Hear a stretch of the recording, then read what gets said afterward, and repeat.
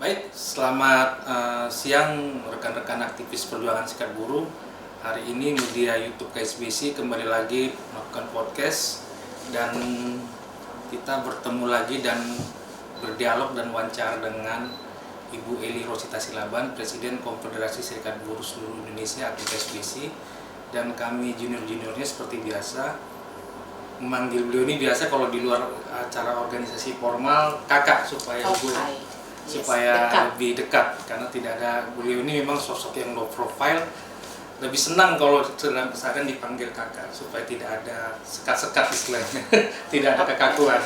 Nah memang sebelum kita memulai podcast ini banyak dari pengurus-pengurus dari federasi yang berafiliasi dengan KSBC atau juga pengurus cabang dan anggota, mereka tanya kapan ini wawancara Kak Eli menjelang tahun politik, tahun pemilu. Kita butuh juga nih pencerahan dan arahan bagaimana ini saran dan statement dari Kak Eli menyikapin tahun politik atau pemilu dan pilpres. Akhirnya dalam waktu setelah kita berdiskusi di tim media YouTube KSBC ini, kita memutuskan dan mencari waktu ya hari ini bisa wawancara langsung dengan Kak Eli. Nah ini kayak kita mulai diskusi ini. Nah, buruh itu kan sudah ratusan tahun kayak perjuangan, sudah ada perjuangan dan tidak jauh dari gerakan sosial dan gerakan politik. Bahkan di luar negeri pun seperti di Inggris atau Jerman, Australia, partai buruhnya sudah kuat dan sudah ada perdana menteri dan presidennya. Sementara di Indonesia ini kita masih jauh mungkin dari harapan, dan mungkin nanti diskusi lebih panjang lagi. Nah, buruh itu sangat kental genetik politiknya, suka tidak suka ya buruh itu adalah politik, karena setiap kebijakan-kebijakan dari pemerintah adalah kebijakan politik. Dan baru-baru ini juga ya beberapa tahun ini ada keputusan undang-undang Omnibus Law Cipta Kerja yang diputuskan oleh pemerintah dan DPR, dan itu menjadi kontroversial di mata buruh. Nah, kita mulai diskusi Kak, mungkin sebagai pengantar menurut Kakak dari perspektif aktivis buruh, apa sih Kak politik itu di mata Kakak dalam lingkungan buruh itu?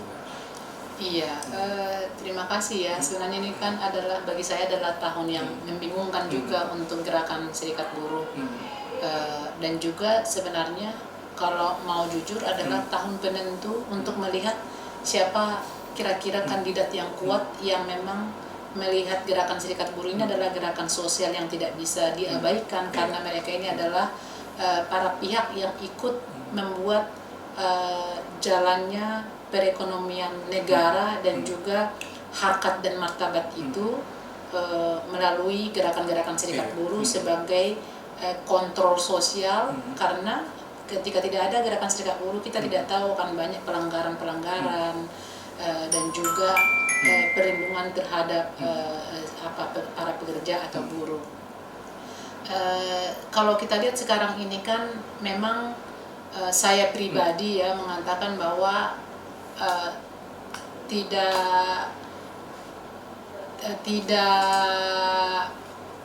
tidak boleh mengekang bahwa serikat buruh ini akan berpihak kepada siapa, tapi harus ada ininya dong, harus ada alasannya. Kenapa misalnya harus memilih Pak Anies, kenapa harus memilih Pak Ganjar, kenapa harus memilih Pak Prabowo gitu.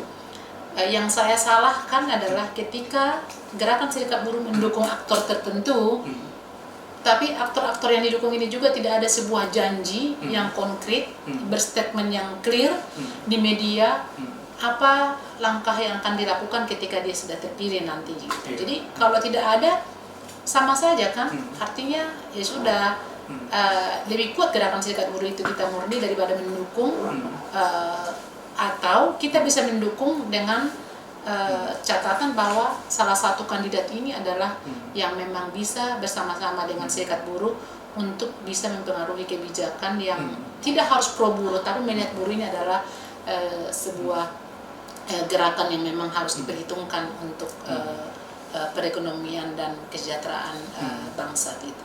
Kakak yakin tahun ini sampai tahun ini gerakan buruh di mata penguasa dan partai politik masih diperhitungkan?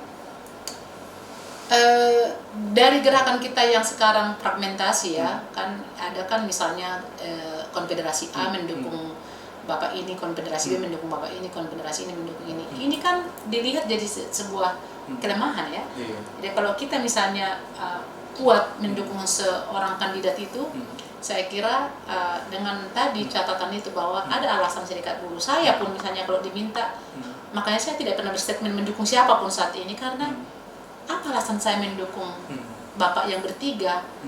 Yang alasan yang kuat dari serikat buruh itu adalah ketika salah satu kandidat ini, karena saya aktivis serikat buruh, pernah berbicara atau mengajak, bukan kita menawarkan diri, mengajak gerakan buruh ini untuk datang, apa yang kalian inginkan, buat catatan, buat dokumen, buat kertas posisi, supaya ini saya pelajari, dan ketika saya terpilih nanti Anda ingatkan saya untuk melakukan ini, seperti itu. Jadi sekarang saya tidak mau berstatement, walaupun saya mencintai satu orang gitu kan, pribadi, bukan sebagai presiden, tapi di antara kandidat yang tiga saya belum melihat janji yang konkret untuk gerakan serikat buruh gitu. Nah, kebetulan kan paling kan keinginan dari semua aktivis serikat buruh kan masalah omnibus law itu kan. Bagaimana dalam khusus di klaster ketenagakerjaan itu pasal-pasal yang memang sangat krusial itu harus itu dicabut. kita sedang berjalan ke sana karena kita sudah kalah di gugatan formil, dan kita akan lanjut ke gugatan material gitu kan. Ini sudah semakin sedikit tidak sekuat yang lalu ya. Jadi kita nanti fokus di material itu kan, beberapa pasal yang kita kira akan kita tolak karena di formilnya kita sudah kalah. Artinya kita fokus di materialnya, dan saya tantang yang tiga ini. Siapa sih yang berani mengatakan oke, di gugatan, di materialnya mana yang mau kita perbaiki? Itu kan belum pernah calon pun yang mengatakan itu. Jadi mendukung membabi buta itu tidak layak untuk sebuah gerakan serikat buruh, saya kira ya. Jadi harus ada alasan. Alasan kamu mendukung Pak Prabowo, alasan kamu mendukung Pak Ganjar, alasan kamu mendukung Anies. Kalau soal perempuan kan itu kadang-kadang kan disebut nggak pakai logika, tapi saya akan memakai logika sebagai pimpinan serikat buruh. Apa yang akan saya jual kepada anggota ketika saya mendukung A, B, dan C atau C gitu. Jadi saya tidak mau, saya mendukung karena saya lihat bapak itu tampan, saya mendukung karena bapak itu mantan militer, saya melihat bapak itu karena dia pernah menjadi gubernur. Bukan itu menjadi. Misalnya dari tiga capres ini mendatangin KSBC, tuntutan apa yang ditawarkan kepada capres ini? Satu, melibatkan serikat buruh dalam setiap kebijakan yang berbau ketenagakerjaan. Kedua, mereka harus melakukan partisipasi publik ketika mereka melakukan atau merubah sesuatu yang berbau undang-undang atau regulasi. Ketiga, bisa nggak yang akan terpilih atau yang akan datang ini berjanji bahwa akan bersama-sama dengan serikat buruh untuk memperbaiki pasal yang kita tuntut diperbaiki. Artinya itu tidak hanya secara lisan tapi di kontra politik juga ya, di atas materai. Iya. Walaupun kalau yang teman muslim mengatakan wallahu alam ya, kita tidak tahu karena semua mengingkari pada saatnya kan. Tapi saya kira siapapun pimpinan buruh harus punya alasan ketika mendukung seorang calon, karena sangat lucu ketika sebagai presiden serikat buruh saya mendukung hanya karena saya simpati dengan bapak itu gitu. Tapi saya manfaatnya ke organisasi apa? Manfaatnya kepada gerakan serikat buruh dan untuk buruh atau pekerja. Arti keinginan kakak ini bukan hanya kepentingan secara pribadi tapi mengakomodir. Iya, kalau kamu tanya pribadi saya sudah ada, saya sudah akan memilih satu orang. Karena nggak mungkin saya nggak memilih kan, sayang dong suara saya gitu. Dari antara tiga itu saya sudah pastikan memilih siapa gitu. Tapi secara organisasi dia yang tiga ini pun tidak pernah menjanjikan apa-apa kepada serikat buruh atau kepada tenaga kerja atau buruh gitu. Agak flashback dikit kan. Di Kongres KSBC tahun ini kan, Juli kemarin itu kan sudah memutuskan di ADRT itu semua pengurus dari tingkat DEN sampai federasi dan anggota boleh berpartai, masuk ke partai. Menurut kakak itu sudah keputusan yang baik atau memang kita belum siap berpolitik praktis? Jadi sebenarnya kita dorong siapapun yang memang punya keinginan, karena mustahil juga sih kita stay tetap di serikat buruh. Tapi ada kesempatan untuk kita mengambil peran di tempat lain. Satu, membuatmu lebih sejahtera, bukan sejahtera jadi kaya raya melalui korupsi ya.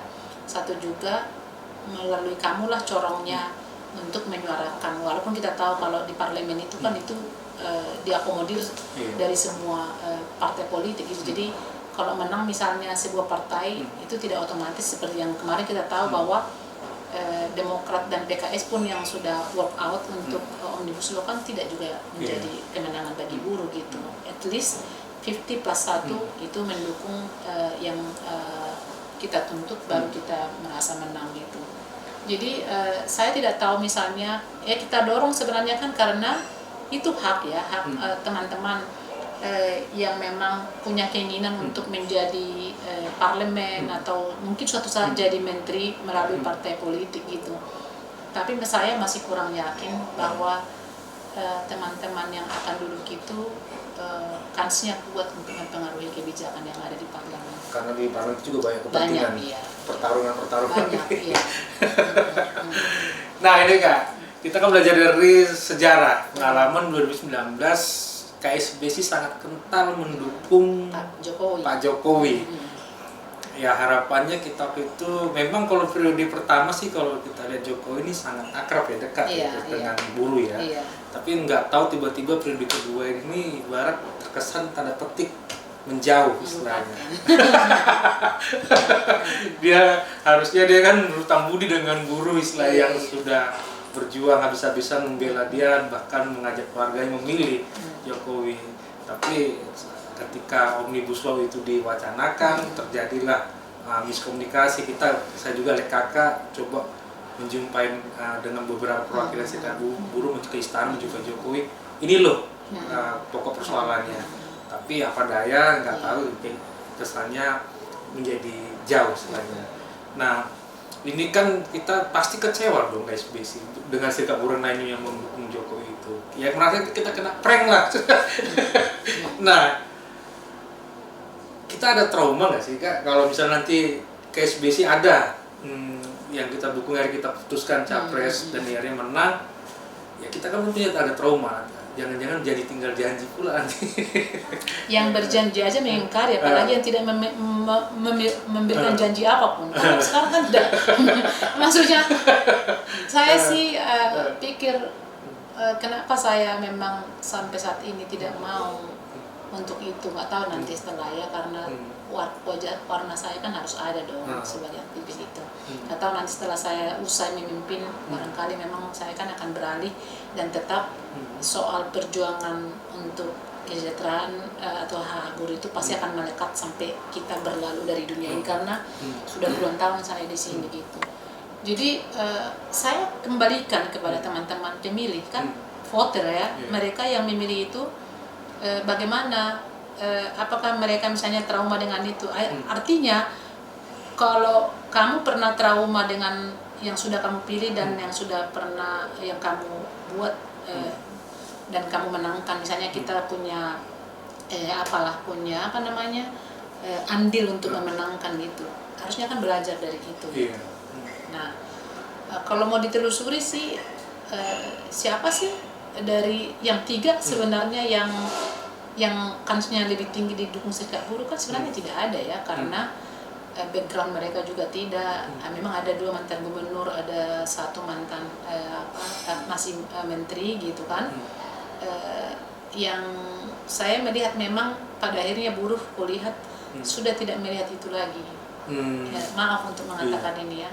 Jadi buruh saya lihat memilih seorang tokoh ini sekarang sudah tidak karena tokoh itu berjanji atau pernah track recordnya itu membawa isu ketenagakerjaan gitu di statement atau di mana-mana.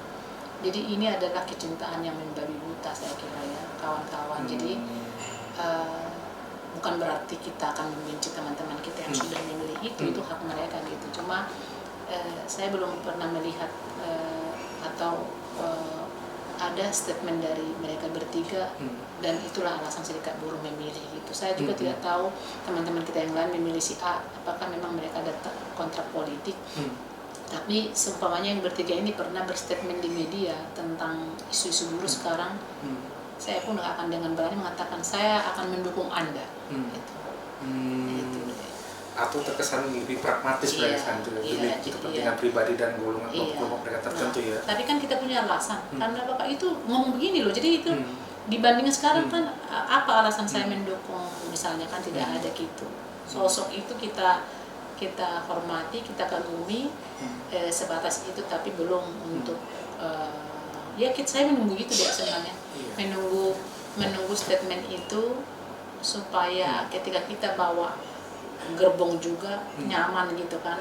Karena memang alasan kita adalah karena beliau ini sudah menyatakan ini. Ini yang lebih konkret lagi nih ya. Misalnya tadi kan kita masih agak belum tegas, tapi ini lebih tegas lagi. Ada seorang capres datang ke KSBC, dia sowan minta dukungan. Nah, tadi kita sudah tuntas masalah kontrak politiknya. Menurut pandangan kakak, perlu nggak ketika nanti ada seorang capres datang ke sini, KSBC kami siap berjuang, keluar tenaga, waktu memenangkan Anda. Kalau terpilih, kami minta jatah menaker, karena kan yang sistem itulah yang merubah ya. Kalau kekuasaan ada di tangan kita kan kita punya hak untuk melakukan perubahan. Apakah perlu kita ada sebuah bargaining posisi tawar? Iya ya. Saya sih ya itu. Jangan hanya bicara moral ideologi aja. Polos sekali saya memang ya. Saya memang belum kepikiran sampai ke situ ya. Mungkin karena memang saya itu bukan orang yang ambisius gitu. Karena boleh juga ya kita minta jika menaker, tapi kita juga harus mempersiapkan orang yang kapabel untuk itu gitu. Jadi kenapa saya tidak berpikir ya? Karena memang pertama saya tidak masuk partai politik, dan kedua ya saya tidak memikirkan itu gitu. Jadi saya berambisi tapi tidak ambisius gitu. Jadi kalau memang datang boleh saja kita katakan itu gitu. Kita mendapatkan kursi menjadi ini. Kenapa tidak? Itu kan sebuah kebanggaan gitu. Dari serikat buruh pernah menjadi menteri ya. Walaupun mungkin tidak akan menteri tenaga kerja, tapi wah ada siapa sih sejarahnya belum pernah loh gitu. Belum pernah. Gitu ya. Artinya berarti harus perlu dibuat itu ya, komitmen itu ya. Perlu kalau memang mereka juga nanti komitmen itu dijalankan. Iya, maksudnya kita kan terlalu sering kecewa. Jadi kadang-kadang saya juga nggak tahu kenapa sangat sulit menerima soal janji ya. Karena pada akhirnya itu akan diingkari gitu. Nah, kita tidak tahu misalnya itu ada gitu kan. Apakah juga mereka mengatakan oke, nanti akan begini, bisa saja kan. Iya. Nah, ini kita tidak menyinggung persoalan partai buruh yang sudah ada dari kawan-kawan kita juga. Tapi kita juga menganalisis peta kekuatan partai buruh. Kakak ini kan orang yang sudah go internasional lah, sudah melanglang buana dalam dunia perburuan internasional, dan pasti sudah melihat bagaimana partai buruh yang ada di Inggris, di Jerman, Australia, dan bertemu dengan mereka, berdialog dan berdiskusi istilahnya. Nah, menurut kakak, perlu nggak sih kak partai buruh Indonesia ini berkembang atau didukung? Sebenarnya ya, kita hormati mereka mendirikan itu karena kita udah pernah di situ dengan harapannya pasti tetap sama dong. Kenapa mereka kemarin juga mendirikan itu?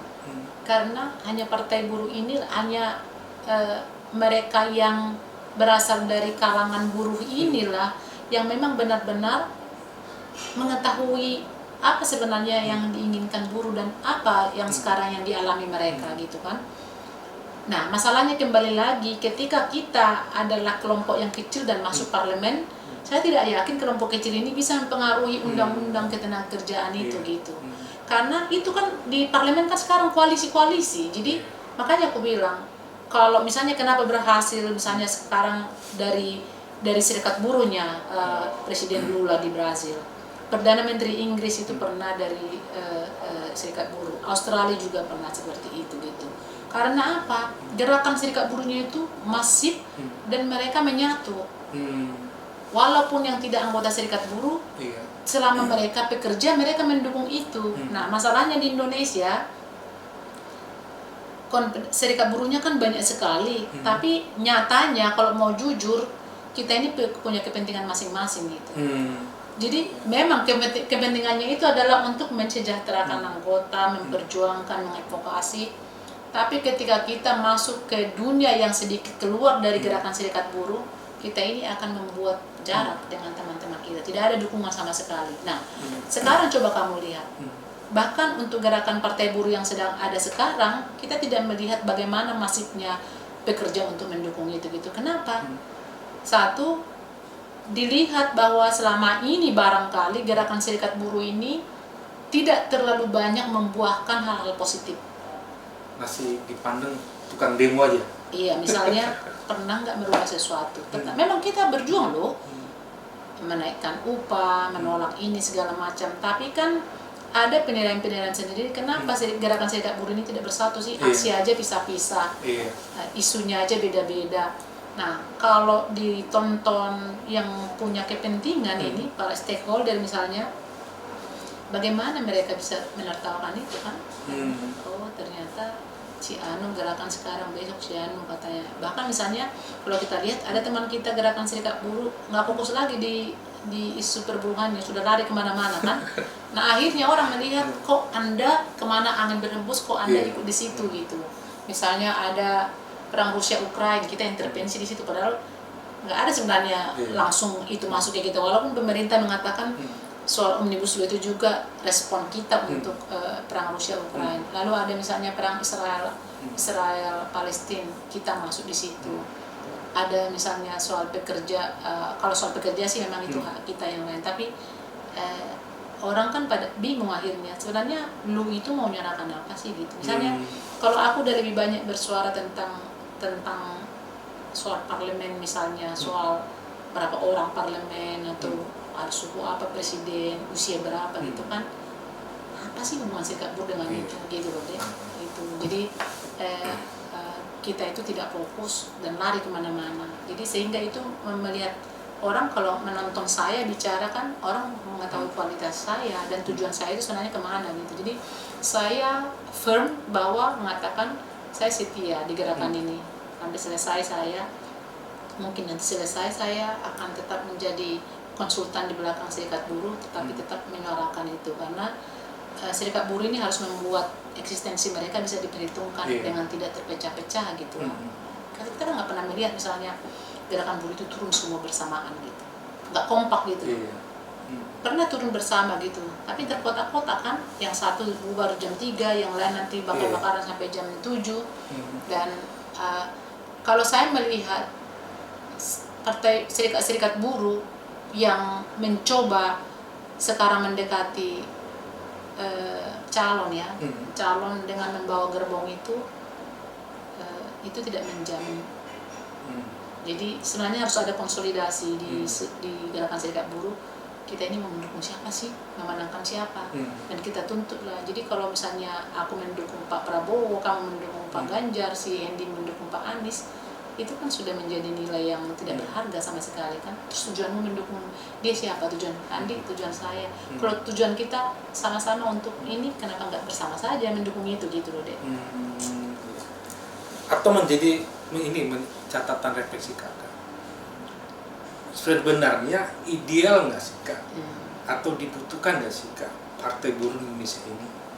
Kita bukan melihat yang dari ini, tapi secara sebenarnya ya, kalau kita mau jujur, itu dibutuhkan. Nah, kita kan gerakan buruh, karena kita udah tahu parlemen itu yang pernah bicara soal dirimu kan tidak. Ini pun karena saya presiden serikat buruh lah, saya makanya concern saya dengan masalah buruh. Artinya orang yang pas memperjuangkan khusus untuk ketenagakerjaan ini adalah orang yang memang seperti kita ini gitu. Masalahnya kan dukungan tidak kuat ya, tidak luas ya. Kita berharap sih mereka juga sukses ya, karena walaupun saya pesimis misalnya mereka tidak akan maksimal mempengaruhi kebijakan karena sebuah partai kecil saat ini gitu. Atau ada problem satu kak, para pimpinan serikat buruh termasuk kakak masih pola berpikir pandangannya, sudut pandangnya masih belum satu visi misi gitu. Pentingnya komunikasi ya. Jadi sebenarnya kita kan seperti kita bebaskan anak-anak masuk partai buruh gitu. Nah, pada akhirnya saya berpikir sebenarnya yang diperjuangkan serikat buruhnya apa kan? Iya ya. Sampai hari ini kita juga belum tahu. Apa yang kita perjuangkan? Kamu itu jadi aktivis itu untuk apa kan? Kita memilih jadi aktivis dan hidup miskin karena cita-cita kita adalah kita berjuang untuk mereka yang tertindas gitu. Nah, ketika saya memasuki sebuah partai politik misalnya yang besar, yang selama ini sudah kita tahu bahwa mereka juga ikut menindas kita kan, ya seperti itu. Tapi itu juga kembali kepada political will. Memang pasti kita tahu bahwa mungkin orang-orang yang sedang mendaftar sekarang menjadi caleg ini adalah mereka yang akan nanti akan bicara kritis di kumpulan itu, di kumpulan partai itu, atau ketika mereka sudah terpilih di parlemen, mereka adalah orang-orang yang bisa didengarkan gitu kan. Who knows ya, karena bisa saja ada tiba-tiba sebuah fenomena ya, ada beberapa yang dari serikat buruh duduk di parlemen, ternyata mereka sangat vokal dan itu disorot terus gitu kan, bisa saja kan itu merubah sesuatu gitu. Untuk membangun politik yang cerdas, politik yang berkualitas di internal serikat buruh, apakah KSBC itu perlu membangun sekolah politik? Tidak perlu sekolah politik, tapi kita harus ada literasi politiknya, paham dengan politik. Kenapa kita harus berpolitik? Sekarang ini kan tidak ada. Jadi misalnya serikat buruh, saya kasih contoh ya. Serikat buruh ketika sudah dikasih masukan isu yang keluar dari isu normatif akan kebingungan. Jadi kita itu hanya sibuk demo, soal persoalan upah, jaminan sosial, outsourcing, omnibus law segala macam. Ketika ngomong misalnya bicara soal bisnis dan human rights, misalnya human rights, bisnis dan hak asasi manusia, kita kebingungan apa. Ketika kita ngomong soal perubahan iklim dan energi bersih, apa yang kita semua serikat buruh kebingungan. Ketika kita ngomong soal digital, perspektif serikat buruh juga berbeda gitu. Artinya apalagi dimasuki dengan dunia politik. Sekarang di internal kita saja kita gontok-gontokan karena perbedaan pilihan. Misalnya di grup kita lihat bahwa karena si A mendukung ini, nanti ada yang marah, ini segala macam. Nah itu kan hak kita gitu menentukan siapapun gitu. Jadi artinya kita masih belum melek politik. Yang saya memang sudah pernah ngomong itu bahwa kita ini harus melek politik. Kita itu harus ada pendidikan politik walaupun tidak ada sekolah politik. Tapi kan kita bisa mendatangkan mereka-mereka yang memang ahli dalam politik untuk dimasukkan ketika kita ada pelatihan-pelatihan atau seminar. Ya, jadi serikat buruh sebenarnya jangan pernah anti mendatangkan mereka yang punya ilmu yang tidak kita miliki. Jadi itu sebagai seorang presiden, saya tidak mengetahui semua. Tapi sebagai seorang pimpinan, pemimpin ya, bukan pimpinan ya, pemimpin gerakan serikat buruh, saya ingin serikat buruh ini bisa dipandang yang non serikat buruh memiliki kapasitas supaya punya harga. Jadi betapa bangganya deh ketika aku melihat teman-teman itu ketika berbicara dia teratur, memiliki visi dan cara pandang yang sangat komprehensif dan bahasa yang tertata gitu kan. Jadi tidak hanya sekedar lawan. Iya. Kelihatan dia belajar, kelihatan dia terdidik. Jadi belajar itu kan tidak harus di bangku kuliah ya. Dengan rajin pun kita misalnya mendengar orang yang lebih pintar dari kita, kita pasti akan pintar. Rajin juga belajar karena handphone di tangan kita. Jadi saya di usia saya sekarang sudah di atas 50 ya, bahkan saya sekolah karena saya akhirnya menyadari sampai tua pun ternyata saya perlu memiliki ilmu yang lebih, karena semakin kesininya makin banyak isu yang dihadapkan ke pimpinan serikat buruh dan kita harus siap merespon itu gitu. Jadi tantangannya bagi sekarang itu adalah bukan soal siapa presidennya gitu, tapi bagaimana kamu bisa memberikan idemu dengan cara pandangmu yang sangat luas gitu. Jadi kamu tidak hanya fokus memakai kacamata kuda bahwa serikat buruh harus disejahterakan, kamu juga harus tahu di internal perusahaan itu seperti apa gitu. Walaupun sudah banyak teman-teman kita serikat buruh sekarang sudah jago ya, di kita itu kan soal retorika jago gitu. Yang S3 dari Universitas Indonesia juga berlawanan sama kita soal undang-undang, kita pasti juara. Tapi satu, kita soft skill nggak kita miliki. Soft skill ya, jadi kita hard skill kita tahu, tapi soft skill empati, simpati, memahami keadaan gitu, kita itu kurang. Jadi termasuk pemahaman kita soal, pandangan kita soal politik yang berbeda itu kan sah-sah saja, nggak boleh saling membenci gitu. Ketika kamu mendukung misalnya Pak Anies dan saya mendukung Pak Ganjar, atau kamu mendukung Pak Prabowo, kan itu tidak boleh saling membenci gitu. Kita punya alasan masing-masing. Tapi untuk sebuah gerakan serikat buruh, ketika organ itu diangkut semua untuk mendukung satu orang, artinya ada nilai plus yang ada kita lihat dan pernah kita bicarakan dengan salah satu calon. Artinya kalau saya tangkap tadi Pak, partai memang sudah melihat bahwa basis massa buruh ini sangat kuat, tapi kemampuan skillnya itu masih di bawah rata-rata, sehingga masih dianggap sebelah mata, dan ini menjadi catatan kritis kan? Ya, sebagian ya deh ya. Jadi udah mayoritas pintar-pintar. Jangan pernah kamu mau dibeli. Jadi itu yang membuat kita itu karena mereka itu kan akan bercerita itu gitu. Artinya gini kan, bukan serikat buruh yang menawarkan kami dukung Anda loh, tapi mereka yang datang. Iya. Kita ini besar gitu kan. Jadi cuma memang sekarang kan aku lihat kan 50-50 sekarang kekuatan kita dengan kekuatannya para calon. Para calon ini mungkin sebagian udah tahu kelemahan serikat buruh ya. Kita juga tahu kelemahan mereka gitu dengan masa lalu gitu. Dan itu tidak kita bikin menjadi bargaining kita gitu. Jadi sehingga kita terkesan pinanglah kami ya supaya kami mendukungmu, bukan itu ya. Jadi saya ingat beberapa tahun yang lalu bagaimana SBS itu dipandang sebuah gerakan buruh yang memang diperhitungkan, dan mereka yang datang gitu. Mereka datang. Jadi untuk sekarang ini saya belum melihat ada tawaran itu gitu kan, walaupun ada dari tangan-tangan yang lain gitu. Cuma ya gitu, siapapun yang datang kan kita welcome gitu. Jadi kita tidak terkesan murahan di mata mereka. Iya. Nah,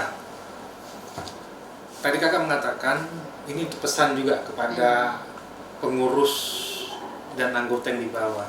Ini kan tahun politik ini kan banyak perbedaan, akan bisa suatu situasi panas. Padahal kita ambil hal positif dari pemerintah.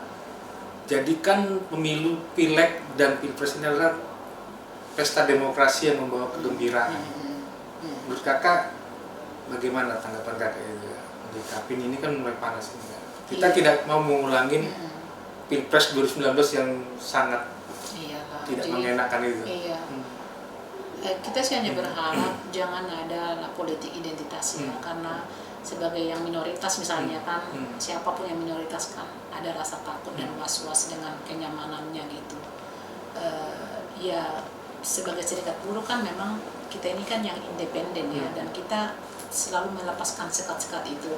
Suku, agama, dan statusmu itu tidak perlu ada di serikat buruh gitu. Jadi kita berharap janganlah ada yang terjadi, karena itu masih segar di ingatan kita bahwa itu adalah menakutkan gitu. Kita terganggu ya, maksudnya apapun yang terjadi di Jakarta pada saat itu, kalau akan menjadi panas, pelosok-pelosok pun akan kena gitu. Dan kita tidak mau misalnya di Jakarta penyebabnya, tapi nanti daerah itu juga akan menerima imbas gitu, dan kita perantau ya misalnya.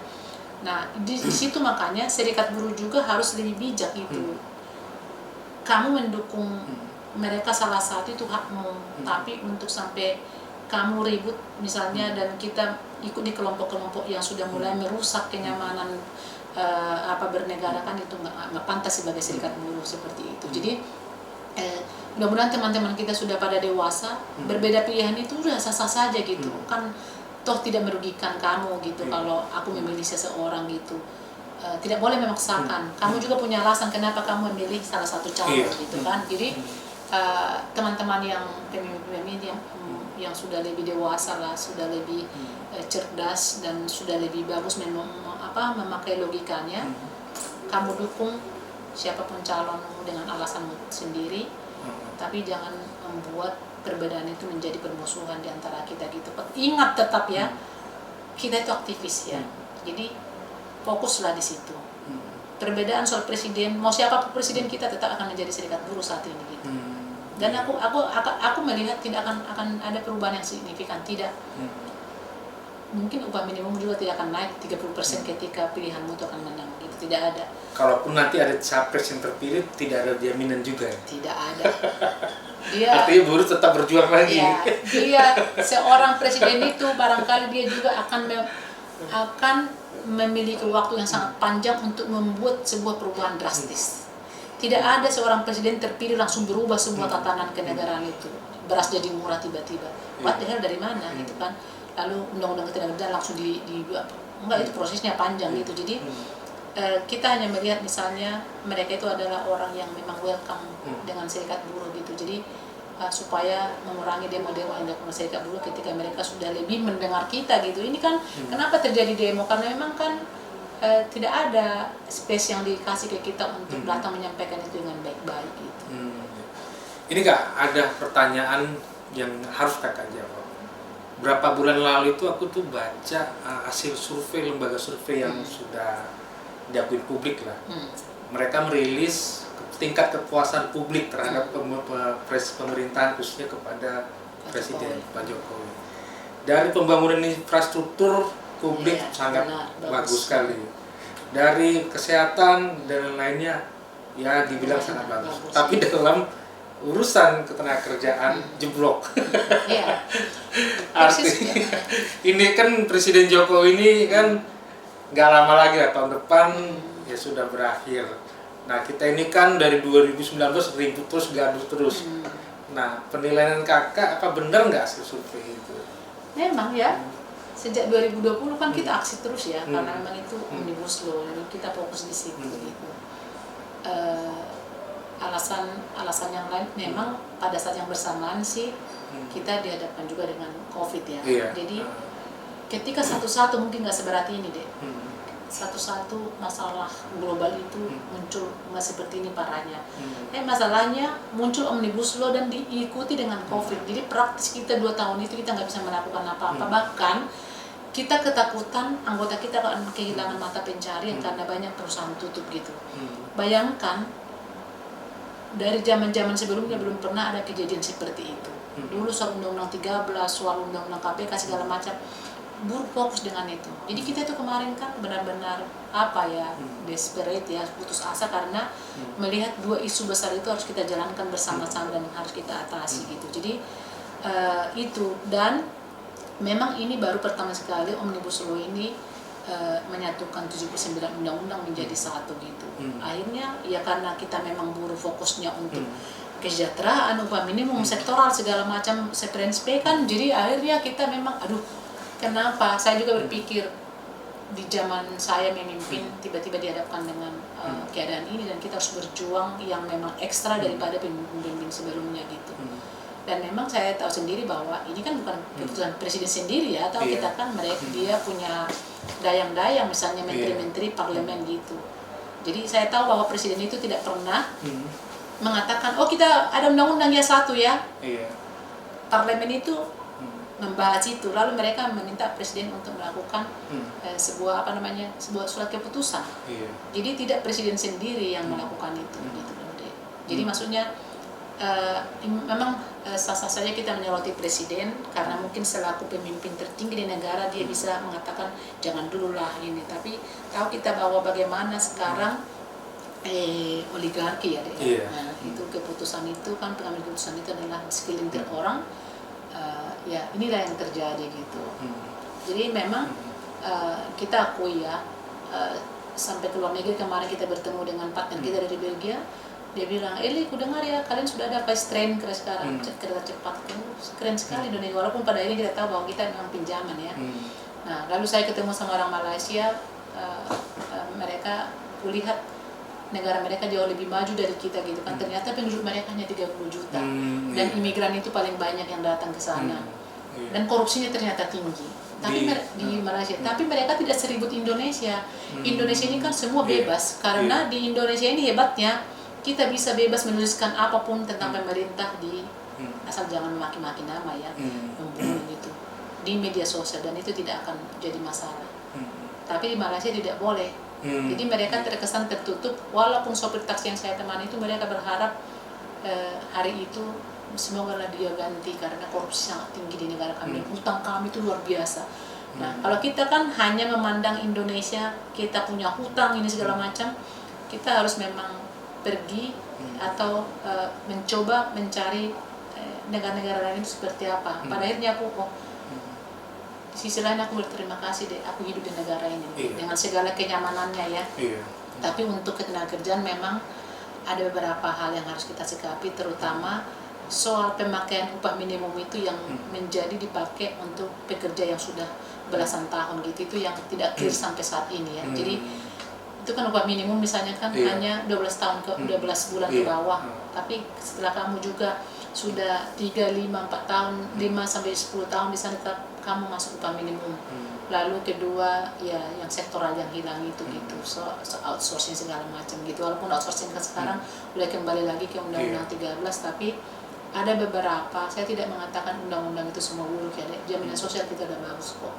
Ya, saya itu harus, maksudnya sebagai serikat buruh nggak boleh kita membabi buta mengatakan bahwa semua yang berbau ketenagakerjaan itu buruk di mata. Saya sebagai presiden serikat buruh, saya tidak mengatakan, saya tidak mau mengatakan, mau dicaci pun saya di luar sana, bukan pro pemerintah, tapi yang bagus itu saya harus katakan. Sebenarnya jaminan kehilangan pekerjaan itu bagus gitu kan, walaupun misalnya itu adalah sebenarnya kompensasi dari pesangon yang dikurangi ya. Jadi kita dari ada pelatihan, ada sebagian uang gitu dari BPJS, dan itu hanya 6 bulan gitu, tapi itu belum pernah terjadi. Di sisi lain misalnya kita terlindungi dengan BPJS, itu sangat bagus ya, itu harus kita suarakan. Yang lain-lain memang itu yang harus diperjuangkan mereka-mereka yang sedang berjuang mau masuk parlemen itu. Mudah-mudahan mereka masih mengingat janjinya dan mereka dilahirkan oleh siapa makanya sampai bisa ke parlemen gitu. Jadi teman-teman yang sedang berjalan ke sana sekarang jangan pernah bangga karena itu pribadimu, tapi karena kamu dikenal sebagai aktivis serikat buruh dan kamu punya tiket ke sana. Kalau kamu nggak menjadi siapa-siapa, kamu itu tidak akan pernah dikenal oleh partai politik mana.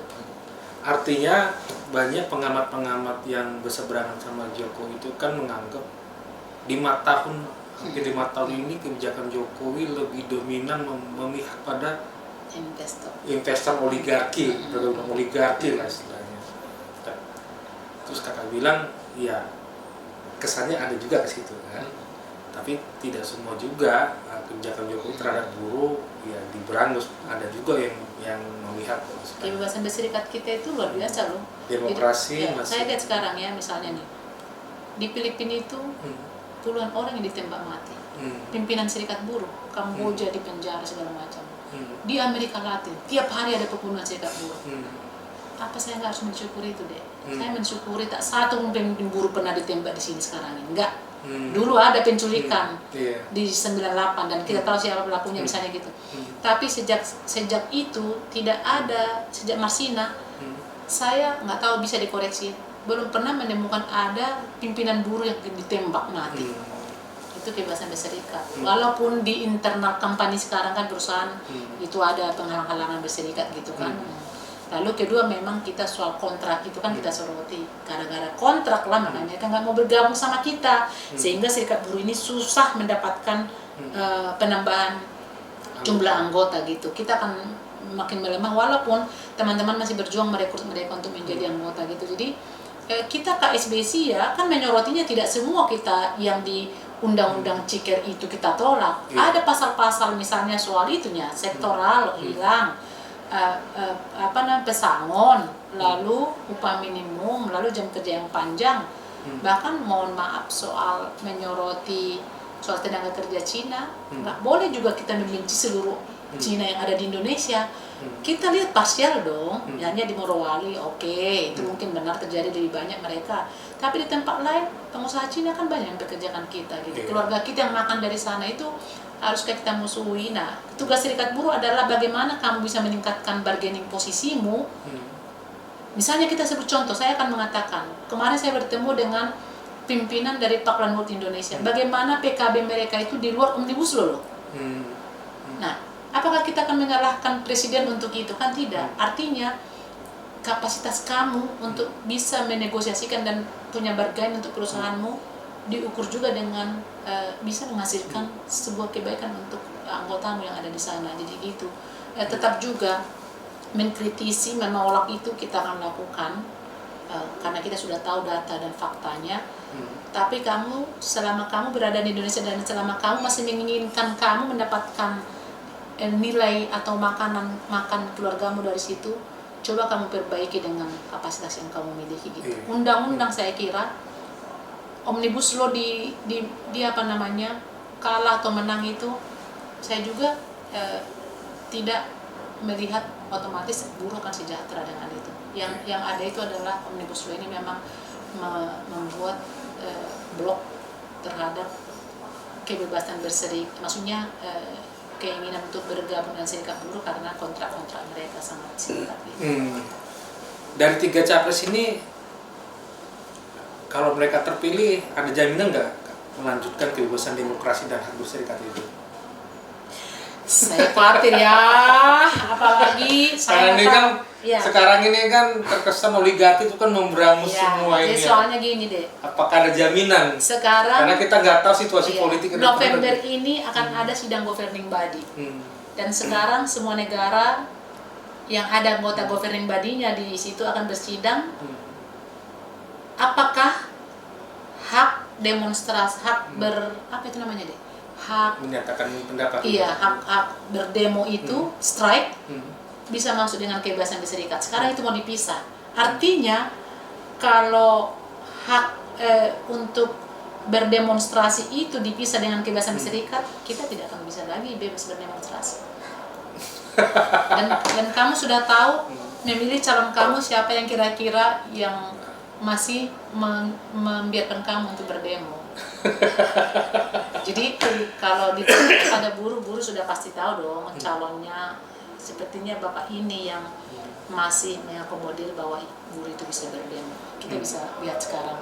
Jadi kita khawatir dan ITUC mengundang kami untuk menulis surat ke pemerintah supaya pemerintah Indonesia jangan mendukung pemisahan kebebasan berserikat dan strike gitu. Karena setidaknya biarlah itu, walau memang tidak tertulis, tapi selama ini di mana ada kebebasan berserikat, di situ ada kebebasan bersuara dan berdemonstrasi gitu.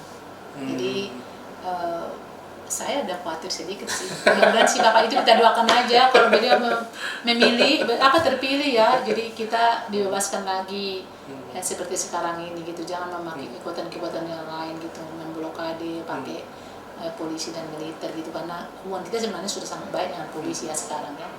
Udah dengan apa pengamanan gitu. Cuma kalau ada misalnya seorang pemimpin nanti yang sudah mulai ini macam-macam buruh ini nggak boleh itu berdemonstrasi, bikin ribut negara gitu kan, kita nggak tahu. Masing-masing pemimpin kan punya strategi dalam memimpin.